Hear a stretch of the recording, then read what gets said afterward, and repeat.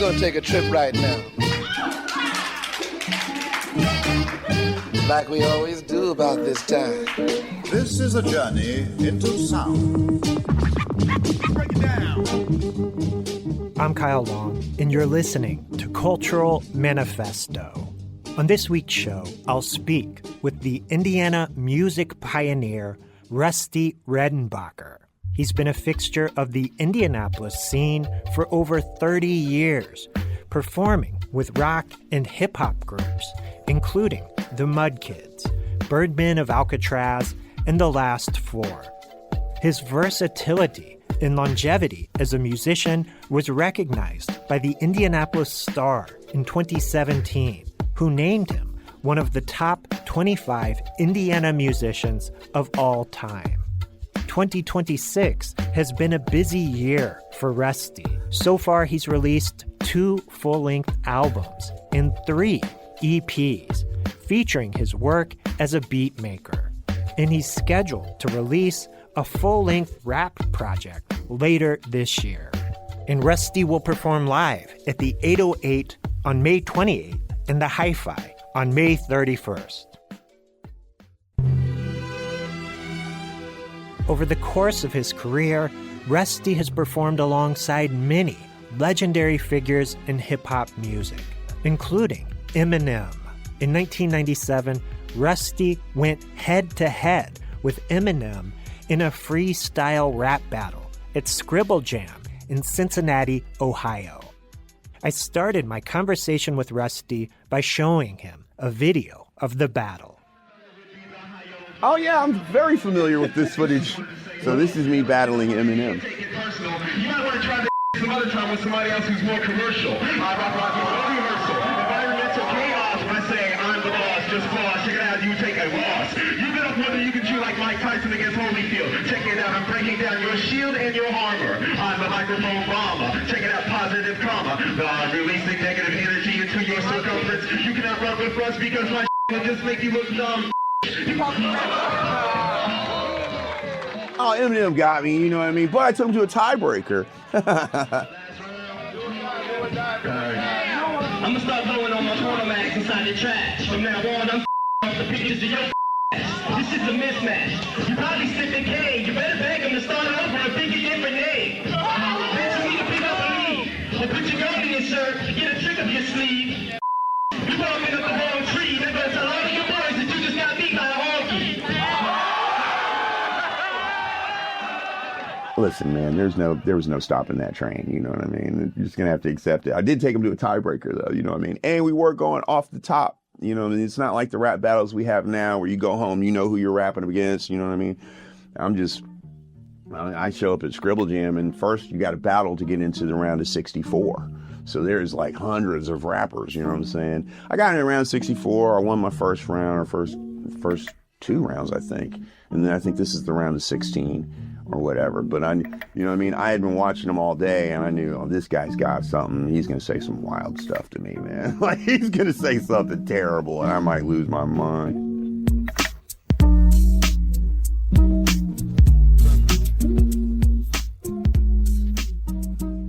We'll return to my conversation with Rusty Redenbacher in a moment. First, let's hear a classic track from the Mudkids.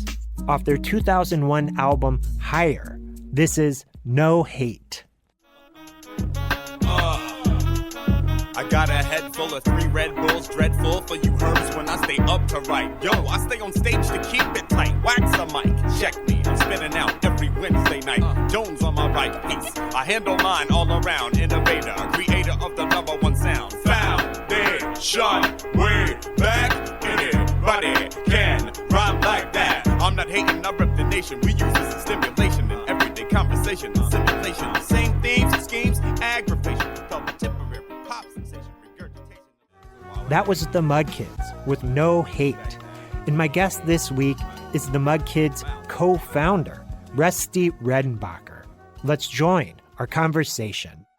Rusty, thank you so much for taking time to be here today to talk about your music. My absolute pleasure to be here. Thank you for having me, Kyle. Yeah, you've been incredibly busy this year. You've released 2 full albums of beats along with singles. I want to ask you about all of that today. Okay. But first, I wanted to give our listeners a sense of your history, which is extraordinary. Thank you. Over the years, you've worked as a DJ, a producer, a rapper, a rock vocalist, a TV host, a songwriter, a music journalist, a radio DJ, and host. Yeah. It's an incredible history. But I want to go back to your early years. You were born in Gary, Yes. right? Tell me about your early years and when did you come to Indianapolis? We came to Indianapolis. My mother and I came to Indianapolis when I was 3 years old. Love it here, obviously. And I've grew up in the house with, at first, my uncles and aunts were in the house with us. So I was like the little brother of sorts, So I was getting all kinds of influences and music and stuff. And it was great. I think I had a pretty solid childhood, you know what I mean? I really enjoyed it. My mother was wonderful. I couldn't tell you how much I love her, you know what I'm saying? What kind of music were you into as a kid? Oh, man. Well, I was I was kind of the weird kid in the neighborhood because I inherited the love of like wild rock music from my dad, you know what I mean? So I was playing, the kids in the neighborhood are playing P-Funk. I'm listening to Led Zeppelin, Elton John, and off the wall stuff. And my uncles were also listening to that kind of stuff at our house. So I was listening to a lot of rock music at first, you know what I mean? And then I kind of leaned way heavy into the soul. Like I said, we talked about Jackson 5 and stuff like that because they were absolutely a part of my everyday background as a child for the longest. P-Funk, man, you know what I mean? All of it. And then my uncles were cool. My Uncle Tim especially would try to always give me an alternative. So he's like, this is Louis Armstrong. He plays trumpet, and this is Miles Davis. He plays trumpet too. They're different kinds of guys. You know what I mean? My uncle would like explain things to me and we sit and have listening sessions. Like my first listening sessions were with my Uncle Tim and Mark. You know what I mean? And I was just surrounded by cool stuff, man. Your family loved music. Did anyone play? My grandfather and Gary was a horn player. That's probably my aunt Karen says that's where I get all this musical stuff from is my grandfather. What was his name? Dwayne Johnson.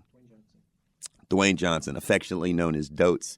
Lonnie Lester. He produced some records for him. For New Tone, probably. There you go. Absolutely. He produced a few records. Yep, he produced a few of those. If you look, you'll see produced by Dwayne Johnson. I got to play one of those tracks. Yeah, absolutely. Was it Don't Let Go? Yeah. That's the one. You know what I mean? That's the one. My Uncle BB will tell you about, man, we had boxes of those 45s at our house. You know what I'm saying? He sees them going for $200 and $300, $400 now, right? He's like, we used to take those outside and throw them in the yard and play and shoot BBs at them. You know what I mean? I'm like, yeah, man, I understand. He's like, they were, you know what I mean? You Can't Go. That's the big You track. Can't Go. You Can't Go. Yeah. Yep, that's the one. My grandfather produced that. Are you serious? Yeah, I never knew that. Look on the side of the record right there. That's Dwayne Johnson, my man Dotes. Yeah. Yeah. Incredible funky So track. he's the man. So what was his association with the music business? He was a producer. Yeah. You know what I mean? I don't really know how he got into it. I haven't really heard all the stories. I know he played in the Army band as well. He was a trumpet player. But I don't know how he got into it. I really never got the full story. I just know that, you know what I mean? When I finally did get to meet Lonnie, he was like, your grandfather produced my records. I was like, what? You know what I mean? I played Art and Soul, and Lonnie was the other guy at Art and Soul with us that year. Kinetic and I played. And Lonnie was the other guy. I didn't, I really didn't know anything about Lonnie Lester. And boom. Incredible performance. I mean, just, it was just amazing, man, the way things popped off. And he was like, you're Dwayne Johnson. Yeah, I was like, yeah. Thank you for sharing that. I had no idea. Absolutely wild stuff. Yeah, play that one. Please don't go. Right? Yeah, man. You Can't Go. Okay? I'm sorry, Dotes. Dotes probably wouldn't know all my records either. Yeah. You know what I mean? I'm not gonna trip. Listen, wait a minute, baby. I'm telling the truth. I don't love nobody but you. I don't want nobody else. Just got to have your honey to myself. Now my friends laugh and say I'm gonna cry, but without your love, I know I'm sure they're gonna die. I'm begging, oh no, baby. You can't go. Oh, no, baby.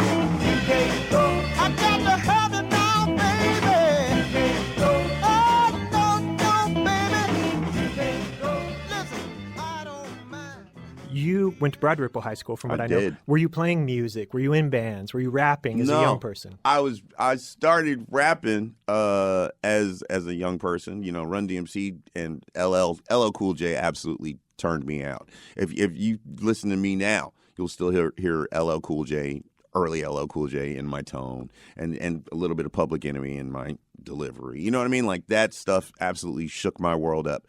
I started rapping in high school, writing funny little, you know what I mean, just funny stuff. You know what I mean? Sometimes diss songs about people I didn't like at school, and then, you know, I would record them on tape and pass me, you know what I mean? Stuff like that, just goofing around. And then a dude named Brian Smith, man, I love this dude to this day for this. He was like, "You can really rap. You know that?" And I was like, huh? He's like, "No, you can really rap, man. I'll be your DJ." You know what I mean? I was like, "Oh, that's cool." That's the first time I'd seen anybody with 2 turntables at their house. You know what I'm saying? I went to his apartment over on 52nd in college, man. You know what I mean? Where he lived. And, I mean, you know, he was cutting the records and taping me through the tape deck. And I think I was rapping through headphones, man, and everything, you know, and that made me take it seriously. And then, you know, I was like, somebody who knows took me seriously. You know what I mean? And that set me off, man. So, How old were you? I was probably 15, 16. Does he still have those cassette tapes? Oh, my God. I don't know. I hope he does. That would be cool. Brian, if you have those cassettes, get them to DJ Kyle Long. That's we'll history. Digitize. I have some tapes I will get to you to digitize if you're interested. 100%. Doing some early stuff that nobody's got. You rose to prominence in the early 90s with the band Birdmen of Alcatraz. You've always been, in your career, I think, at the forefront of important changes that were happening in music. In the 90s, a new kind of metal emerged, mixing influences from funk and hip-hop, and that was the sound you were exploring with the Birdmen. Is that something you consider like your first major musical project in the city? Yeah, I was in a rap band before that, a little rap band that played a few shows, which was cool. What was that? It was called Coalition. It was cool, you know what I mean? Me and my man Doug and this dude Ted. It was cool. But, you know, I really wanted to do this. Like, I was really dead serious. I'm going to do this. I'm going to be making music. So the Birdman thing kind of arose out of me I'd go see everybody, you know what I mean? And if they had something I was into, I was going to go support it regardless. And then I was going to see, hey man, you know, if you ever need like a rapper or something, you know, I wouldn't mind doing a couple bars with you guys or something. That's what happened with Birdman. And then that ended up being what led to them asking me to join the band. I would say the Birdman was definitely my first major thing. It's the thing that, you know, set me up for everything else. I tell people Birdman kind of introduced me to everybody, and Mudkids like established who I am. Yeah. The band was playing everywhere at a certain point, Birdman. Yeah. And was getting a lot of press. You mentioned you grew up listening to Led Zeppelin and heavy rock music. Was that an easy transition for you to jump in front of a metal band and be the front person? Yeah. It was. It actually, it wasn't difficult at all. Yeah. I was really into the band. You know what I mean? I was a fan of the band before I was in the band, so I knew the songs, and I knew what I could add to whatever they were going to do going forward. You know what I mean? And man, you know, we recorded our first record. I see you got it over there. With Paul Mahern. It was a great experience, man. I learned so much about songwriting and how to work in the studio and how to actually not just, you don't have to jump around and act like a rock star all the time. You don't have to do, you know what I mean? You don't have to come to the studio and act all wild, dude. We're here to work. And I really learned that during that experience. And I think it's carried through everything I've done since, you know what I mean? So thankful to Paul for that experience, because I really didn't know what a producer did for a band, and having him come to our garage and do this like this and change, put this part with this part. You know what I'm saying? This will work better, don't you think? Maybe. What do you think? It will. You know what I mean? And he was right. Like that. I think that first record is pretty immaculate.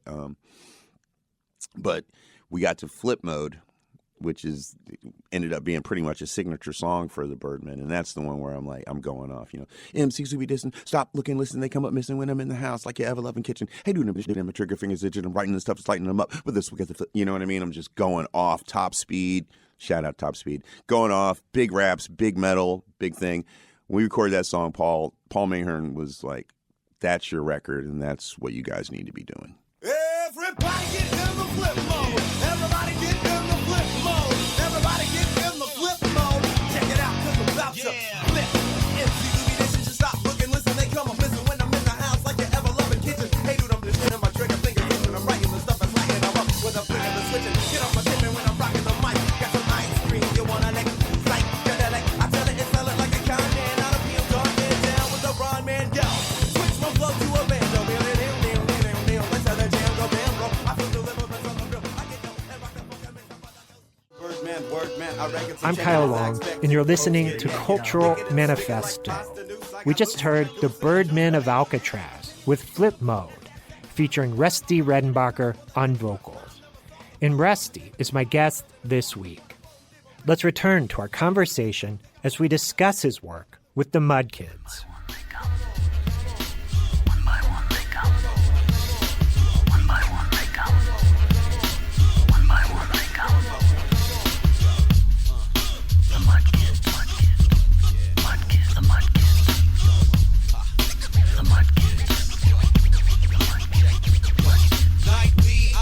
With rhymes that shine brightly like candles, makes the wax drip and records skip.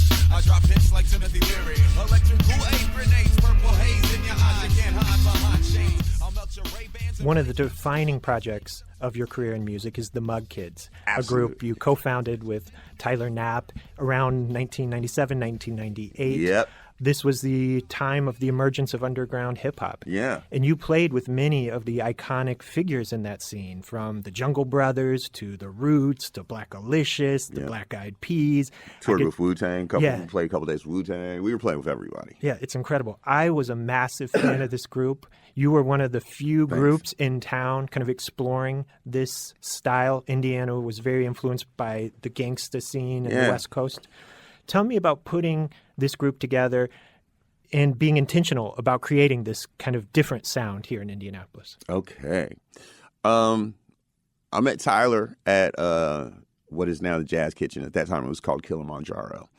Ron Miner, DJ Indiana Jones, my brother, God rest his soul, hosted a hip-hop night there. It was a reggae club. He hosted a hip-hop night there on Tuesdays.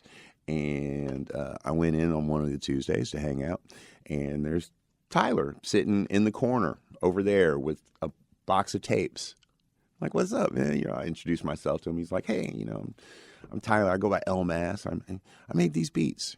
I'm like, oh, that's cool. You know, I'm in this band, Birdmen. You know, I do a little rapping and stuff in that band. And, you know, I've been wanting to get back into some actual rap music. You know what I mean? So that would, you know what I mean? He was like, well, yeah. You know, and he gave me a tape. I went home and I wrote raps. And then the next time we played in Bloomington, I went to Tyler's house and I said, hey, man, you know, I went to Tyler's house and said, let's, you know, cut some demos. And he had a 4-track and we cut like 6 demos that day. I went and played my show and then we just stayed in touch. I took the demos to the label that the Birdman was on, Surf Records. Shout out Dan Metro. Dan was like, yeah, I'll put this out. Like, yeah, when do you want to put this out? I'll put this out. So that's kind of how that started. And then Tyler and I just got to be super, super tight. You know, he's my man. I love him like with all my heart, you know, and we just wrote it out for years. You know what I mean? Moved in together to make the second record. Got a deal in California for the third record. You know, it was constant progress and constant movement. But we were definitely, I wasn't interested in you know, doing what would be called a typical thing at that time, I guess. You know, I wasn't interested in gangster stuff. I didn't live that life. I liked being an artist, and all the artists I was listening to, like, you know, Ultramagnetic, Tribe Called Quest, De La, obviously, stuff like that. And Tyler just had that right palette for me, you know what I mean? It was perfect. Come on, let's try.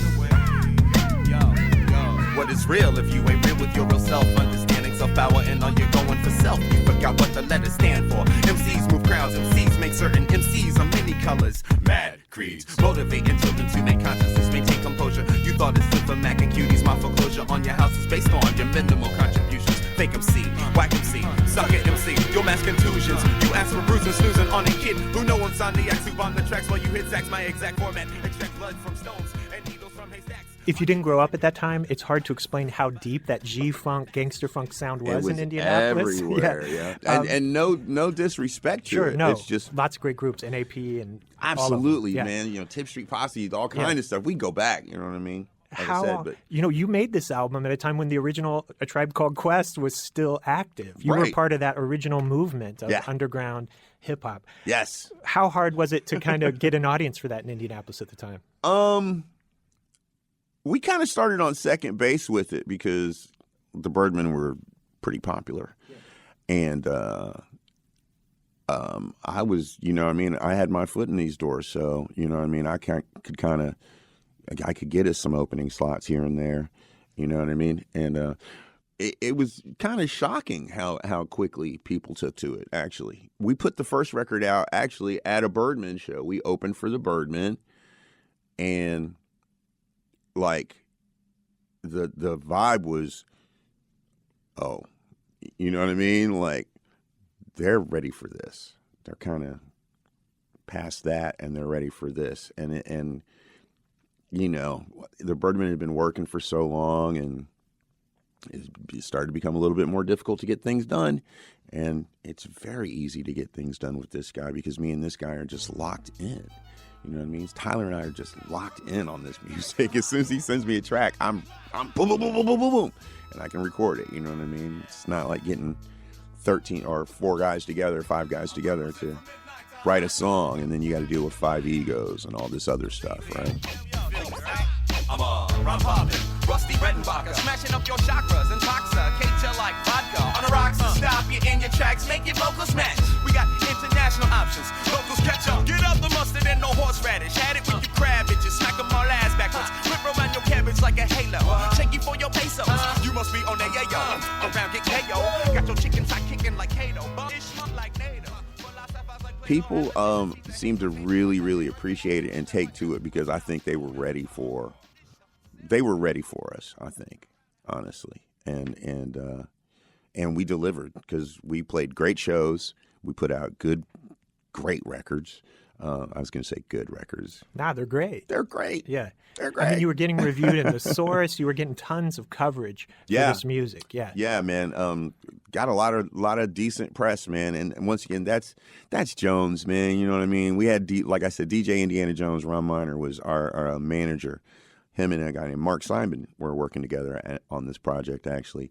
And Ron took us to places that I definitely would not have gone without him. You know what I mean? I can't tell you how much I love that man. Yeah, yeah. Were there any miss him, truly. No, same. Were there any other groups at that time that were exploring this sound in Indianapolis? I know there's 360 Degrees. Yeah. Who else was out there that you felt like a simpatico with? We ran with like there's the guys, they call themselves Archipelago Galactic. Yeah, of course. You know what I mean? Twilight Sentinels and all those guys. There was No Massive. It's my buddy Jason. He's Raw. Deep Concentration Camp were some guys, you know what I'm saying, that were kind of on this level. There were a lot of people, Contraband Connection, a little bit more Raw, but they were East Coast oriented. Then eventually it got so weird here because I worked at Rockin' Billy's, right? I want to ask you about that, yeah. I'm at the record store in the middle of East Coast, West Coast, this, that, and the other, and people at the record store are picking sides.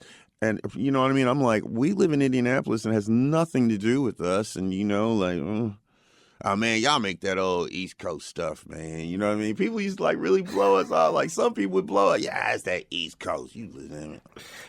Damn, bro. Give me a break, man. You know what I mean? We're in Indiana, yeah. But, shout out to everybody who's made music here, man, especially if you're a part of making rap music in the early days, because you really had to be committed. You had to be sincere, man. You had to be about it, to get your name anywhere. Like NAP, man, those guys are awesome, dude. You know why? Because they made it happen, dude. They truly made it happen. And that's goals for me. You know what I'm saying? Like, NAP was something to strive for when we started Mudkids. You know what I mean? So shout out to them, brother. Big time. All of them, man. Rest in peace, Kilo G.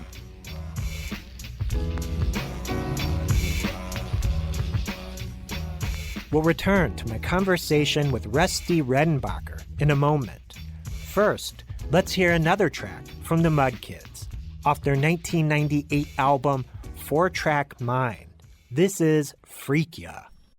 When I fire it up, blow out air, to drink water with my earth. It's elementary how I breathe out verse. Now rehearsed, so written, to still be bitten. I'm your forbidden fruit and berries. Mummified when I'm buried, the sage I will marry. It's very sick how articulate I get with the scrolls that I flip. Freak ya, check it out. I think I wanna freak ya, freak ya. I think I wanna freak ya, freak ya. I think I wanna freak ya, freak ya. I think I wanna freak ya, freak ya. I'm Kyle Long, and you're listening to Cultural Manifesto. My guest this week is Rusty Redenbacher. He's been a fixture of the Indianapolis scene for over 30 years, performing with rock and hip-hop groups, including the Mudkids, Birdmen of Alcatraz, and The Last Four. This year, Rusty has issued 2 LPs and 3 EPs under the name Rusty Redenbacher is Nasty Slim. Those releases feature his work as a beat maker. And we'll hear an example now from his latest release, One for Jones, a tribute to the late Indianapolis DJ and promoter Ron Miner, better known as Indiana Jones. I'm making up for lost time, big boss rhymes. Got a grip, been a minute since I went for mine. Oh, it's intensive that I match the grind. Every time that I catch the shine, Tony doesn't want to play. A Caribbean mind is kicking these rhymes. I'm cooking in the overlook with every single fix in its fine. I've always done it myself, but never did it alone. I'm always back for the help. I'm pretty happy at home. Nap down in my heart wherever I may roam. But it just ain't the same without Indiana Jones. Put your hands in the sky, let him see ya. Put your hands in the sky, maybe he'll reach ya. Go ahead, get in your space, man, get in your zone. That was Rusty Redenbacher is Nasty Slim with One for Jones, a tribute to the late Indianapolis DJ, Indiana Jones. And Rusty Redenbacher is my guest this week. Let's return to our conversation as we discuss his work at Rockin' Billy's, an influential record store that was located at 4435 North Keystone Avenue in Indianapolis. During the late 1990s and early 2000s, Rockin' Billy's was the epicenter of Indianapolis hip-hop DJ culture.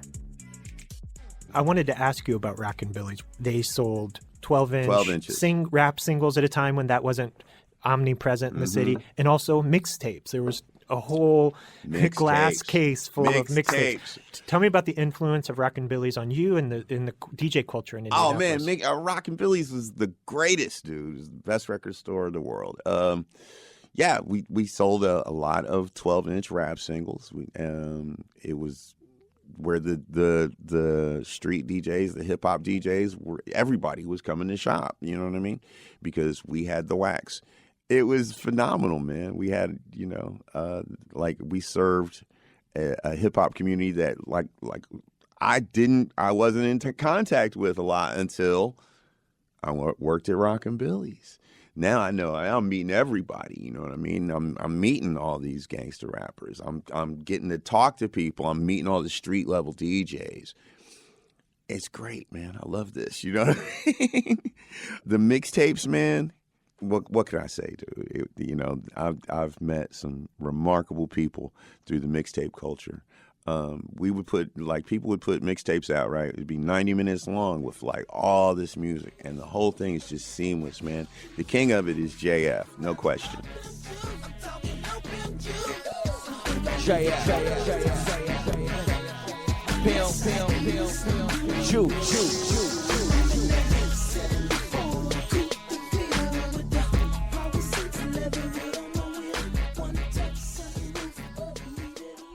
shout out to DJ JF. He is the man. You know what I mean? I remember seeing that guy get checks from the record store. You know what I mean? That nobody was getting. He was getting paid like the managers, man. Sell these mixtapes. You know what I mean? And people would come in and just straight up ask for JFs. Gus, DJ Don, DJ World, DJ Goo, like all these guys, man, that put out these mixtapes every week with new music. Like they were like radio stations in and of themselves. And they curated these playlists of themselves. You know what I mean? Don sound is not like anybody else's. Gus's sound is not like anybody else's.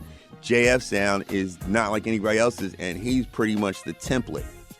You know what I mean? And he still nobody still sounds like him to this day.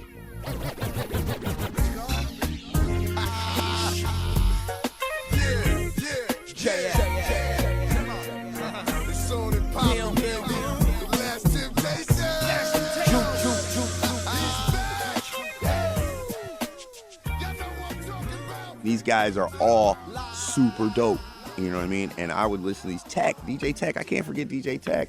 It's my man, you know what I mean? These are all guys that I would listen to their tapes and okay, now I need to, you know what I mean? I guess that's the bomb right there. This is the right record. This sounds good with this, you know what I'm saying? And that kind of got me back into DJing. And then I started putting out mixtapes, you know what I mean? You put out mixtapes? Yeah. I'd use my buddy's decks, you know what I'm saying? Buy all the records, make a mixtape, make a couple extra bucks, pay my rent, you know what I mean? And then Paul Bunyan, who's absolutely, I would say, in terms of mixtapes, he's one of the first ones to bring actual production to the mixtape. I saw it. I lived with Paul, too. I saw it. I heard it. DJ! Paul Bunyan. A man barely alive. We can rebuild him. We have the technology. We can make him better than he was. Better, stronger, faster. DJ Paul Bunyan. Yeah, I am. Yeah, I know. Defeat me. Hell no. DJ Paul Bunyan. Nothing but hot releases. That guy would put so much into a mixtape, man, you know what I mean? It was like a badge of honor to do your whole thing live, you know what I mean? And that's JF's fault, too, you know what I mean? Because JF would do everything live. JF would do 2 turntables, have a CD player going, you know what I mean? Like, insane. I've seen it. It's like he's got like 4 hands. CD player here, he's got a beat here, loop here, another CD player here. This is like before all this Serato and stuff. I'd never seen anything like it, man. You know what I mean? Watching JF mix live for the first time blew my mind. Paul Bunyan was doing production. Paul Bunyan would get down on that 4-track and make something that was absolutely musical. This is a Paul Bunyan Cornerstone exclusive. You are connected. Paul Bunyan. Rock you in your face, stab your brain with your nose bone. Paul Bunyan. Sometimes I hit the block so mad hard I start hating myself. So I picked up some of his game. I picked up everybody's game. Maybe slow it down a little bit. They seem to like it slowed down a little bit because the bass hits harder. I picked that up from Goo. You know what I mean? Just everybody. So mixtape culture, rap culture, all that is a part of me. Rock and roll, all of it. You know what I mean? All of it. And Rockabilly's brought me all that mixtape culture and that DJ culture. So, which led to me being on the radio. You know what I mean? Being on TLC and 96.3. You know what I mean? I was one of the first 4 guys on 96.3 when they started doing mix shows. Yeah, used to listen to you all the time on there. That's a perfect way to segue into what you're working on today. You have released this year alone 2 albums, multiple singles as a producer. 2 EPs. Don't forget the 2 EPs. 2 EPs, okay, yes. As a beat maker, as a producer. You mention in the notes to one of these releases that Paul Bunyan and his production techniques making mixtapes has influenced your work as a producer. Absolutely. Do you want to speak about that? Yeah. So Paul had this sampler. We were living together. He had a mixer that had a sampler on it. The sampler had like 4 seconds or so of sample time. So I was like, I could probably I could definitely loop drums on that. I could get those drums onto the 4-track. Then I could trigger bass loops and trigger guitar loops or whatever else. You know what I'm saying? I'll just have to trigger everything. No sequencers, no nothing. And that led to me making the first beats I ever tried to make years and years ago. This is, oh my goodness. When is this? It's before 2000. Having those 4 seconds of sample time, man, I would sit down, when he was done with his decks, you know what I mean? I was like, would you mind if I, use the sampler? Like, the grace that a lot of my friends have shown me to let me use their equipment and stuff has been wonderful, and I'm very appreciative of all of them, from Mark Seidman letting me use his turntables to make mixtapes, to Paul letting me figure out how to use a sampler on this and how to use a 4-track. I'd never engineered anything by myself on a 4-track, and that's definitely led to my process that I use now. You know what I mean? I'm still doing this. I'll sit with it all night until I figure it out.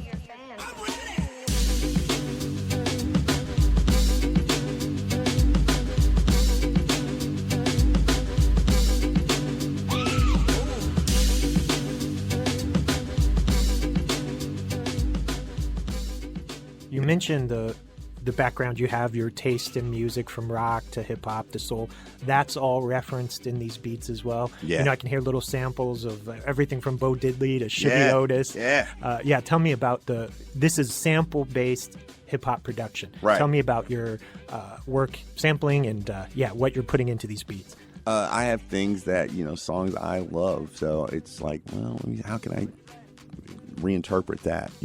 I try not to just take something and just loop it. I try to take the sample and move it around and do things with it, manipulate it enough to the point where it's like it's evocative of what it was, but it's not just what it was.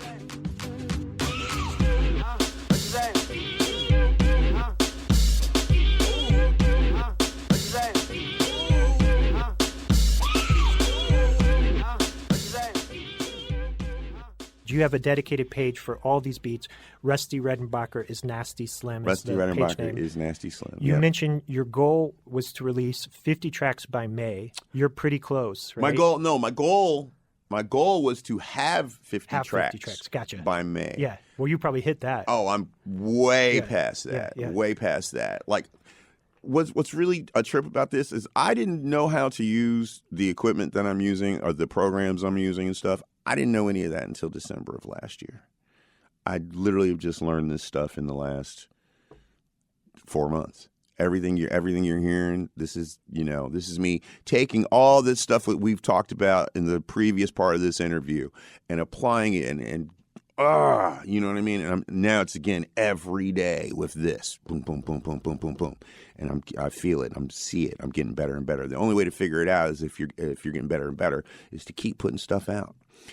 So my original goal in December when I started, I was like, Sleepy, my man, Sleepy Floyd, was like, you got it, because I was building tracks just by looping and stacking loops. The same thing I was doing before, but I would loop on the decks. So I'd play the beat for 6 minutes and cut stuff out live with the faders, and then I'd go back and put a bass line on top of that. Well, that's cool, but you're going to eventually run into sound degradation and wonky, you're going to hear when I'm adjusting the loop. Sleepy's like, bro, have you ever worked on a DAW? And I was like, no, what's a DAW? He's like, digital audio workstation. I was like, no. He's like, you have Serato Studio? And I was like, yeah. He goes, you never open it up? I was like, yeah. He was like, open it up, man. You'll see. Open it up. Just mess around with it. You know what I mean? Literally, like, dude, you should really be producing stuff. And boom, I opened that thing up, and then the first beat I made was on December 13th, and I have not looked back, man.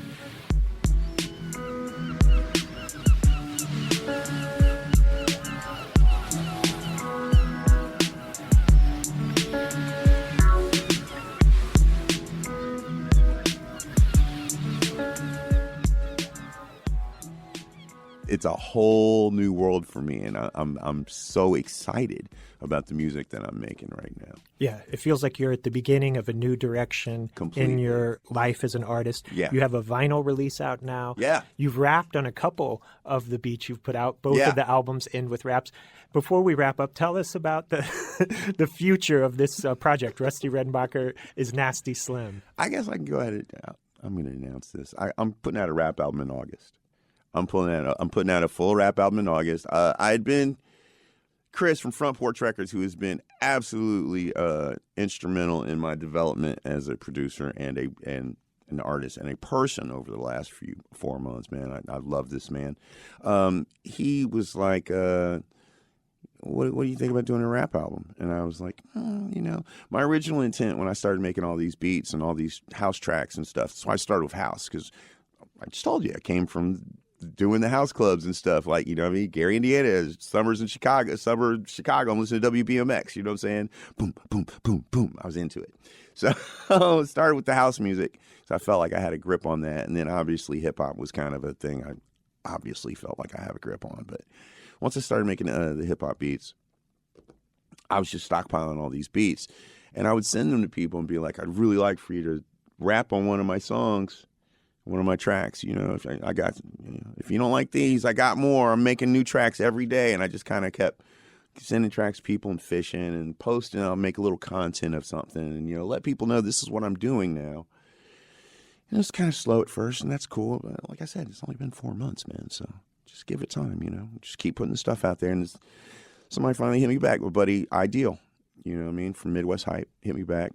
It's like, that Drexel record, I want to do that one. And that's on the vinyl that we've just released. And he basically said, yo, I've always wanted to do a record with you. So are you going to rap on this? And I was like, no. And he's like, oh, man, come on, dude. I was like, So I wrote a 16, you know what I mean? And got in the studio and did it. Felt good. And, he's encouraging me and stuff. And then I went home and, wrote a couple more. Went back to the studio, recorded another song called God Talk, which I really like. But now it's like, I got to go back and mix it down.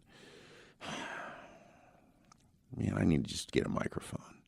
You know what I mean? Now I'm feeling it. Now, the itch is back and the pen is out and I'm feeling it. And I get a microphone and I start sending Chris demos, which to me don't sound like demos. You know what I'm saying? This sounds good. Boom, I sent Chris was like, yo, what are you going to do, man? You want to put a rap album out or what? And I was like, yeah.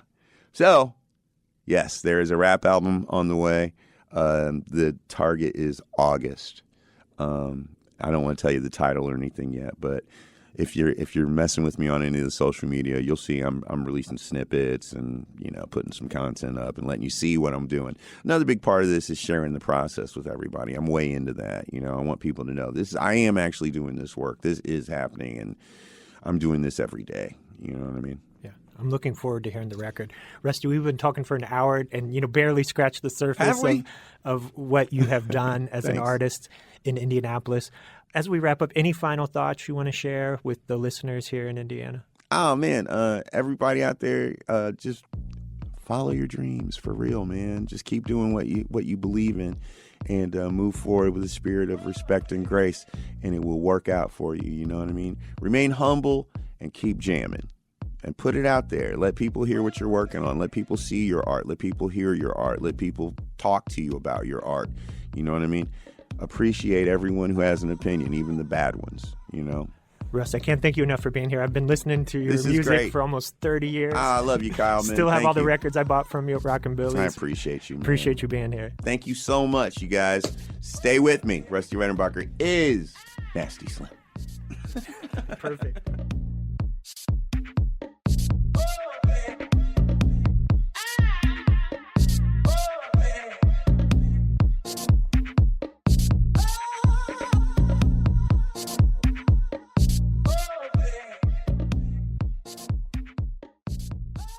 We've been listening to my conversation with the Indianapolis music pioneer, Rusty Redenbacher.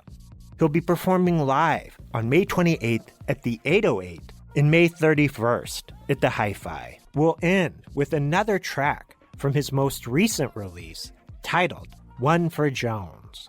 This is Rusty Redenbacher is Nasty Slim with Light Years. There's a want, there's a need. Gotta look into yourself and the hunger that you feed. Wanderlust if you must. Catch a flight, walk the plane. Ain't no problem with the bus. If you can't afford a train, gotta take the first step. Use your roots as a force. Take a moment, take a breath. Don't put the cart before the horse. Search yourself for the source. Got the power divine. Light years into the future. At the speed of my mind.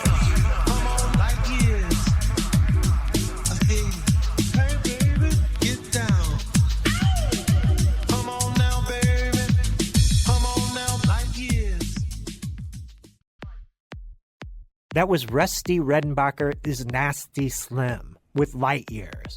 And that's all the time we have this week. Thank you to my guest, Rusty Redenbacher.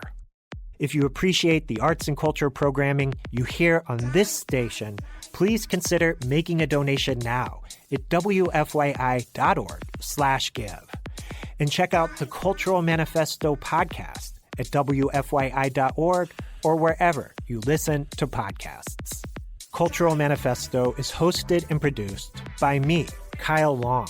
Our podcast is edited by Holly Summers, and our radio director at WFYI is Roxana Caldwell. Thank you for listening.